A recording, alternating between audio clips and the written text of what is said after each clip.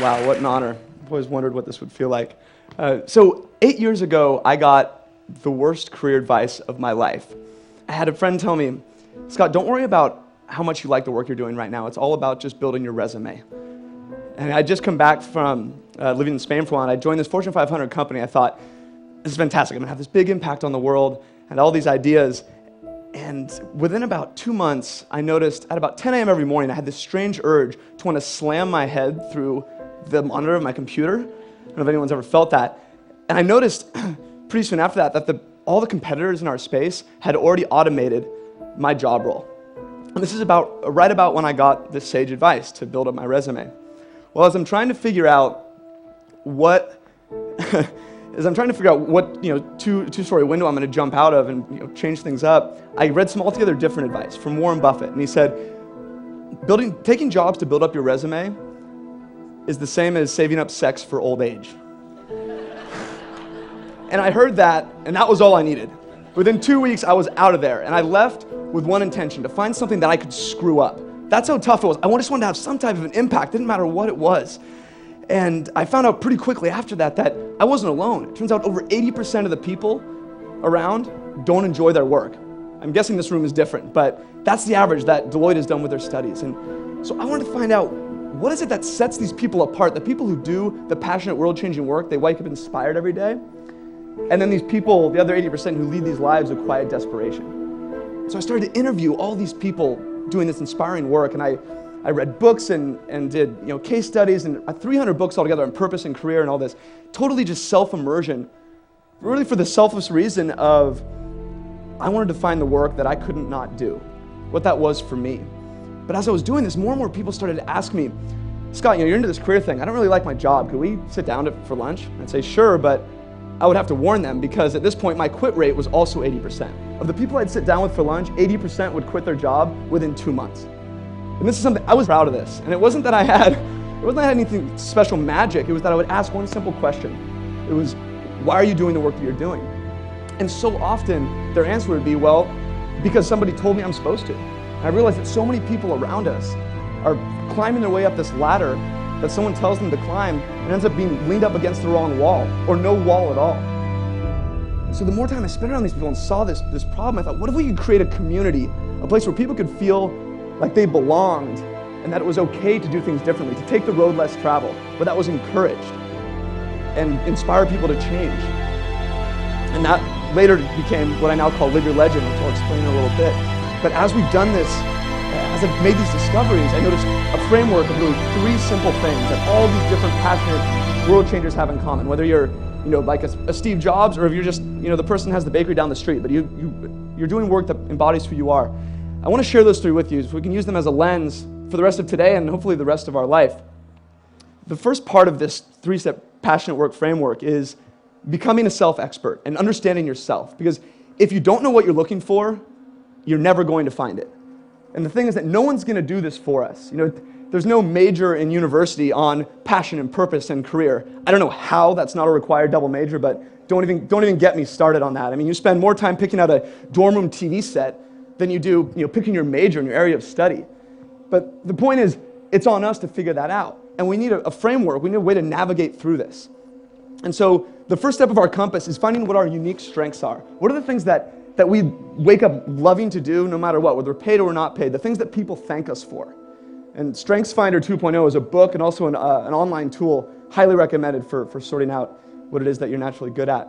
And then next, what's our framework or our hierarchy for making decisions? Is it the people that, or do we care about the people, our family, health, or is it achievement, success, all this different stuff? We have to figure out what it is to make these decisions so we know what our soul is made of, so that we don't go selling it to some cause we don't give a shit about.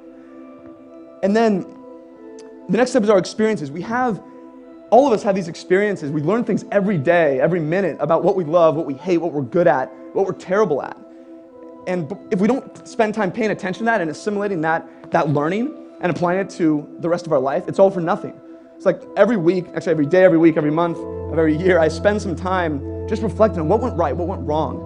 And what do I want to repeat? What can I apply more to my life? And even more so than that, as you see people, especially today, who inspire you, who are doing things where you say, oh God, what Jeff is doing, I want to be like him? Why are you saying that? Open up a journal, write down what it is about them that inspires you. It's not going to be everything about their life, but whatever it is, take note of that, because over time we have this repository of things that we can use to apply to our life and have a more passionate existence and make a better impact. Because when we start to put these things together, we can then define what it is success actually means to us. And without these different parts of the compass, it's impossible. We end up in the situation, we have that scripted life that everyone seems to be living, going up this ladder to nowhere. It's kind of like in Wall Street 2, if anyone saw that. The kind of peon employee asked the big Wall Street banker CEO, said, "Hey man, what's your number? Everyone's got a number. If they make this amount of money, they'll leave it all." He says, "Oh, simple, more." And he just smiles. And it's the sad state of most of the people that haven't spent time understanding what actually matters to them. We just keep reaching for something that doesn't mean anything to us, but we're doing it because everyone said we're supposed to. But once we have this framework together, we can start to identify that things that make us come alive. Before this, a passion could come and hit you in the face, or maybe in your possible life work, you might throw it to the side because you don't have a way of identifying it. But once you do, you can see something that says, it's congruent with my strengths, my values, who I am as a person. So I'm going to grab a hold of this, I'm going to do something with it, and I'm going to pursue it and try and make an impact with it. And Live Your Legend and the movement we've built wouldn't exist if I didn't have this compass to identify, wow, this is something I want to pursue and make a difference with. So if we don't know what we're looking for, we're never going to find it. But once we have this framework, this compass, then we can move on to what's next. And that's not me up there. But doing the impossible and pushing our limits. Because there's two reasons why people don't do things. One is because they tell themselves they can't do them, or the other is people around them tell them they can't do them. Either way, we start to believe it, and either we give up or we never start in the first place. The thing is, everything was impossible until somebody did it. Every invention, every new thing in the world, people thought were crazy at first. Roger Bannister in the 4-minute mile, it was a physical impossibility to break the 4-minute mile in a foot race until Roger Bannister stood up and did it. And then what happened? 2 months later, like 16 people broke the 4-minute mile. The things that we have in our head that we think are impossible, often just milestones waiting to be accomplished, if we can push those limits a bit. And I think this starts with probably your physical body and physical fitness more than anything, is we can control that.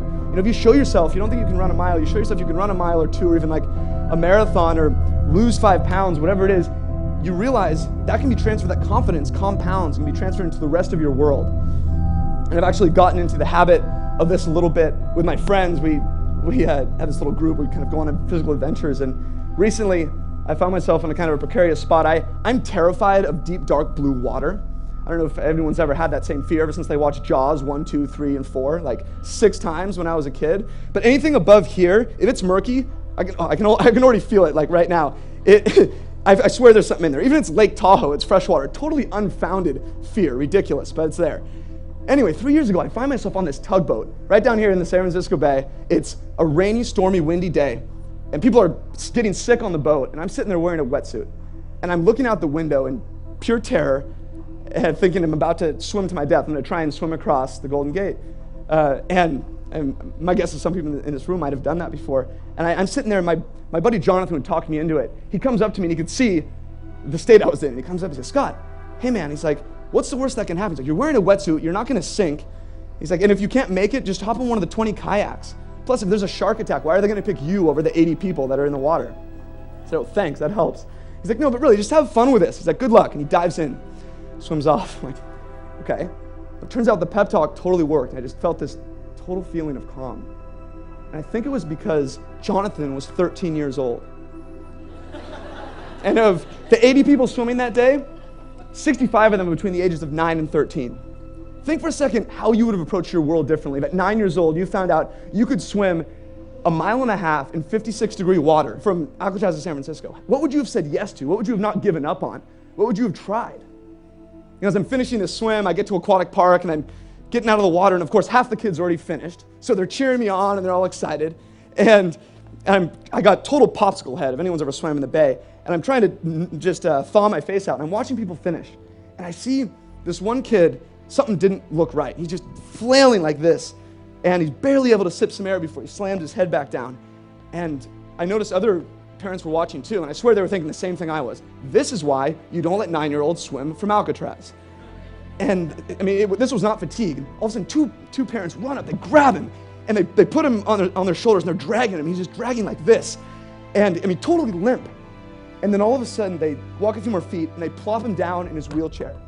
And he puts his fists up in the most insane show of victory I've ever seen. I could still feel the warmth and the energy on this guy when he made this accomplishment. The thing is, I had seen him earlier that day in his wheelchair. I just had no idea he was going to swim.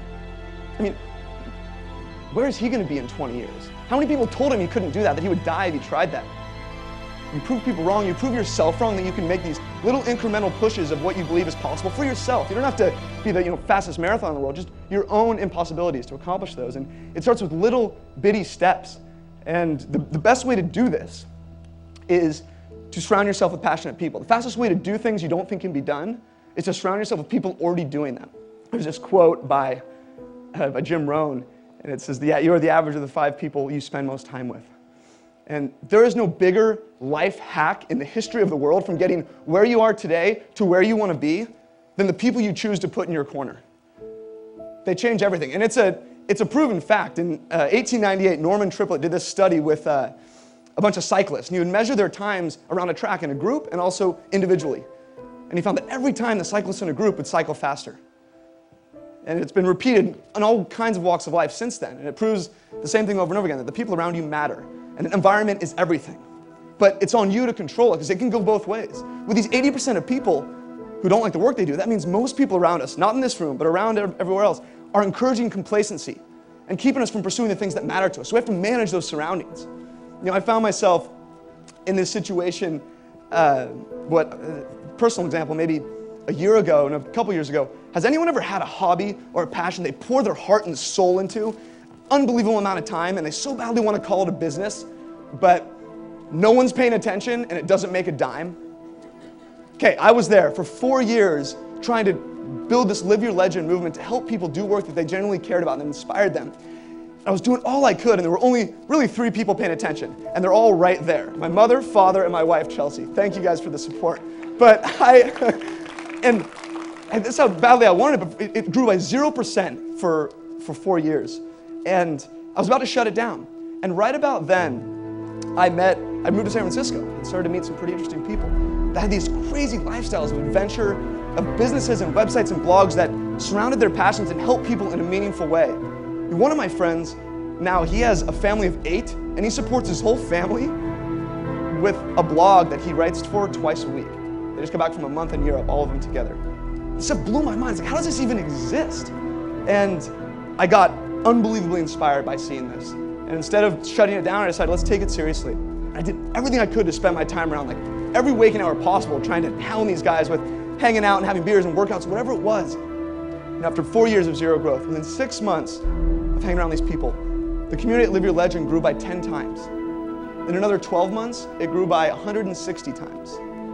And today, over 30,000 people from 158 countries use our career and connection tools on a monthly basis. And those people have made up that community of passionate folks who inspire that possibility that I dreamed of for Live Your Legend so many years back. The people change everything. And this is why, you asked what was going on. Well, for 4 years, I knew nobody in this space. And I didn't even know it existed, that people could do this stuff and you could have movements like this. And then all of a sudden, I'm over here in San Francisco, and everyone around me is doing it. It became normal. So my thinking went from, how could I possibly do this, to how could I possibly not? And right then, when that happens, that switch goes on in your head, it ripples across your whole world. And without even trying, your standards go from here to here. You don't need to change your goals or anything. You just need to change your surroundings. That's it. And that's why I love being around this whole group of people, why I go to every TED event I can and watch them on my iPad on the way to work, whatever it is, because this is the group of people that inspires possibility. We have a whole day to spend together and plenty more. Sum things up in terms of these 3 pillars. They all have one thing in common more than anything else. They're 100% in our control. No one can tell you can't learn about yourself. No one can tell you can't push your limits and learn your own impossible and push that. No one can tell you can't surround yourself with inspiring people or get away from the people who bring you down. You can't control a recession. You can't control getting fired or getting in a car accident. Most things are totally out of our hands. These 3 things are totally on us. And they can change our whole world if we decide to do something about it. And the thing is, it's starting to happen on a widespread level. I just read in Forbes, the US government reported for the first time in a month where more people had quit their jobs than had been laid off. And they thought this was an anomaly, but then it's happened 3 months straight. In a time where people claim it's kind of a tough environment, people are pretty much giving a middle finger to this scripted life. The things that people say you're supposed to do in exchange for things that matter to them and do the things that inspire them. And the thing is, people are waking up to this possibility that really the only thing that limits the possibility now is imagination. That's not a cliche anymore. Like, I don't care what it is that you're into, what passion, what hobby. If you're into knitting, you can find someone who is killing it knitting, and you can learn from them. It's wild. And that's what this whole day is about, to learn from the folks speaking, and what we profile these people and live your legend every day, because it shows people, when ordinary people are doing the extraordinary, and when you can be around that, it becomes normal. And this isn't about being, Gandhi or Steve Jobs doing something crazy. It's just about doing something that matters to you and makes an impact that only you can make. Speaking of Gandhi, he was a recovering lawyer, as I've heard the term, and he was called to a greater cause, something that mattered to him he could not do. And he has this quote that I absolutely live by. First they ignore you, then they laugh at you, then they fight you, and then you win. Everything was impossible until somebody did it. You can either hang around the people who tell you it can't be done until you're stupid for trying, or surround yourself with the people who inspire possibility, the people who are in this room. Because I see it as our responsibility to show the world that what's seen as impossible can become that new normal. And that's already starting to happen. For us to do the things that inspire us so we can inspire other people to do the things that inspire them. But we can't find that unless we know what we're looking for. We have to do our work on ourselves, be intentional about that, and make those discoveries. Because I imagine a world where 80% of people love the work they do. I mean, what would that look like? What would the innovation be like? How would you treat the people around you? Things would start to change. And as we finish up, I have just one question to ask you guys, and I think it's the only question that matters. And it's, what is the work you can't not do? Discover that. Live it. Not just for you, but for everybody around you. Because that is what starts to change the world. What is the work you can't not do? Thank you, guys.